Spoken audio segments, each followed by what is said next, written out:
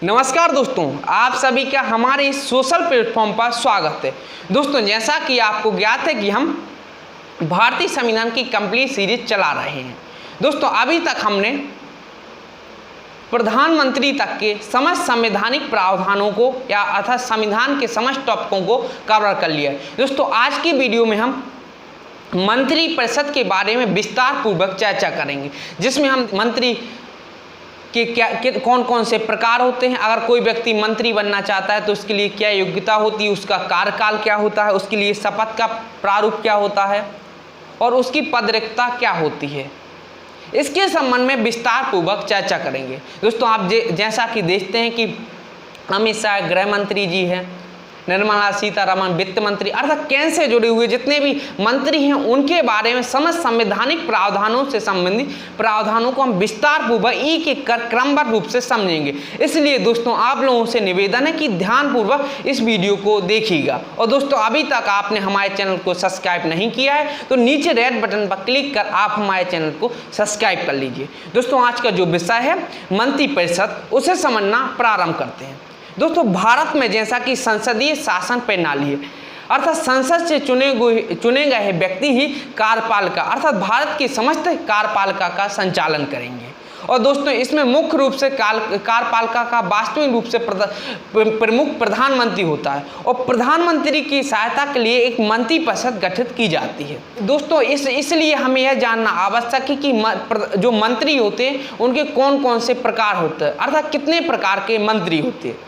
दोस्तों, सामान्य रूप से मंत्री चार प्रकार के होते हैं। पहले आपने सुना होगा कैबिनेट मंत्री, दूसरे नंबर पर राज्य मंत्री, तीसरे नंबर पर उप मंत्री और चौथे नंबर पर संसदीय सचिव। दोस्तों, पहले नंबर पर कैबिनेट मंत्री। दोस्तों, कैबिनेट मंत्री समस्त मंत्रिमंडल के समस्त उच्च स्तर के मंत्री होते हैं जो कैबिनेट की प्रथम बैठक में भाग लेते हैं और इनके पास अपना एक स्वतंत्र मंत्रालय होता है। उदाहरण के तौर पर गृह मंत्रालय, वित्त मंत्रालय, रक्षा मंत्रालय आदि। इसके पश्चात दोस्तों दूसरे नंबर होते हैं राज्य मंत्री।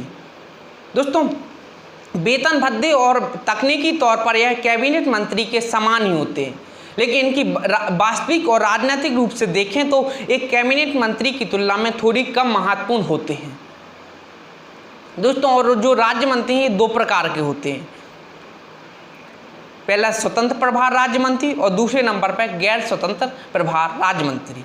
दोस्तों, जो स्वतंत्र प्रभार राज्य मंत्री होते हैं ये अपने मंत्रालय अर्थात विभाग के प्रमुख होते हैं और दोस्तों इन्हें बुलाए जाने पर यह कैबिनेट की बैठक में भाग ले सकते हैं। वहीं पर दोस्तों गैर स्वतंत्र प्रभार राज्य मंत्री के पास अपना कोई स्वतंत्र मंत्रालय नहीं होता है और यह मंत्री कैबिनेट मंत्रियों के अधीन ही कार्य करते हैं। दोस्तों, अब तीसरे नंबर पर हम समझते हैं उप मंत्री। दोस्तों, उप मंत्री तीसरे नंबर के मंत्री होते हैं और उप मंत्री सामान्य रूप से कैबिनेट मंत्री और स्वतंत्र प्रभार राज्य मंत्रियों के अधीन ही कार्य करते हैं, अर्थात इनका कोई अपना स्वतंत्र मंत्रालय एवं विभाग नहीं होता है। और दोस्तों, अंतिम चौथे नंबर पर संसदीय सचिव। दोस्तों, संसदीय सचिव चौथे नंबर के मंत्री ही होते हैं, लेकिन सामान्य रूप से हमेशा मंत्रिमंडल में इनको जगह नहीं दी जाती है। और अगर जब ऐसे संसदीय सचिव मंत्री अगर कोई बनता है तो यह कैबिनेट मंत्री और स्वतंत्र प्रभार राज्य मंत्री के अधीन ही कार्य कर उनकी संसदीय कार्रवाइयों के संबंध में उनकी सहायता करते हैं।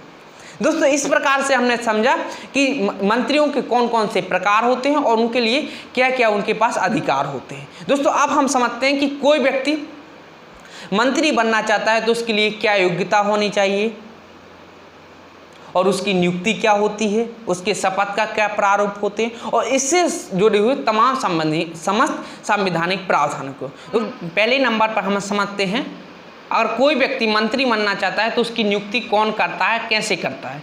दोस्तों, इसके लिए संविधान के अनुच्छेद 75(1) में प्रावधान किया गया है, जिसमें कहा गया है कि प्रधानमंत्री जिस व्यक्ति को मंत्री बनने की राष्ट्रपति को सलाह देगा वही व्यक्ति मंत्री बनेगा। दोस्तों, इसका तात्पर्य है कि राष्ट्रपति उन्हीं व्यक्ति को मंत्री बनाता है जिनकी सिफारिश प्रधानमंत्री करता है। और मंत्री से संबंधित नियुक्ति के संबंध में राष्ट्रपति के पास कोई स्वविवेक की शक्ति नहीं होती है। दोस्तों आप दूसरे नंबर पर समझते हैं, यदि कोई व्यक्ति मंत्री बनना चाहता है तो उसके लिए क्या योग्यताएं होनी चाहिए। दोस्तों सामान्य तौर पर उसे संसद के दोनों सदनों में से अर्थात लोकसभा और राज्यसभा में से किसी एक सदन का सदस्य होना चाहिए और उसकी सिफारिश प्रधानमंत्री द्वारा राष्ट्रपति को की जानी चाहिए। इस आधार पर कोई भी व्यक्ति मंत्री बन सकता है। इसके अलावा यदि कोई ऐसा व्यक्ति मंत्री बनना चाहता है जो लोकसभा और राज्यसभा दोनों का सदस्य नहीं है, फिर भी वह मंत्री बनना चाहता है, तब भी वह मंत्री बन सकता है, अपितु उसकी मंत्री बनने की सिफारिश प्रधानमंत्री द्वारा राष्ट्रपति को की जानी चाहिए। अर्थात प्रधानमंत्री किसी ऐसे व्यक्ति को मंत्री बनाता है जो संसद के दोनों सदनों में से किसी भी सदन का सदस्य नहीं है, तो वह मंत्री बन सकता है, अपितु उसे 6 माह के अंदर संसद के दोनों सदनों में से किसी एक सदन की सदस्यता ग्रहण करना होगा, वो भी 6 माह के अंदर।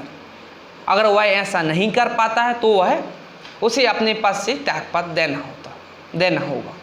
इसके पश्चात दोस्तों तीसरे नंबर पर हम समझते हैं मंत्रियों का कार्यकाल, उनकी पदरिक्तता एवं शपथ। दोस्तों सामान्य तौर पर जो मंत्री होते हैं वो राष्ट्रपति के प्रसाद पर्यंत पद धारण करते हैं, अर्थात जब तक राष्ट्रपति यह चाहता है कि वो कोई भी व्यक्ति मंत्री बना रहे तब तक वह मंत्री बना रहता है। इसके लिए कोई निश्चित कार्यकाल नहीं होता है। और सामान्य तौर पर कहें तो प्रथम लोकसभा के चुनाव पर जब मंत्रिपरिषद का गठन किया जाता है, उसके पश्चात अगले लोकसभा के चुनाव होने के पश्चात जब तक अगली मंत्रिपरिषद का गठन नहीं हो जाता तब तक कोई व्यक्ति अपने मंत्री पद पर पदस्थ रहता है। इसके अलावा राष्ट्रपति द्वारा बर्खास्त किए जाने पर, मंत्री की मृत्यु होने पर और किन्हीं कारणवश वह अपने पद से त्यागपत्र दे दे तो इस आधार पर वो अपने मंत्री के पद से पदमुक्त हो सकता है। इसके अलावा अब हम समझते हैं जो मंत्री है उनको शपथ कौन दिलाता है। दोस्तों मंत्रियों को उनके पद एवं गोपनीयता की शपथ राष्ट्रपति द्वारा दिलाई जाती है। दोस्तों अब हम समझते हैं जो मंत्री होते हैं वो किसके प्रति उत्तरदायित्व होते हैं, अर्थात उनका उत्तरदायित्व किनके प्रति होता है।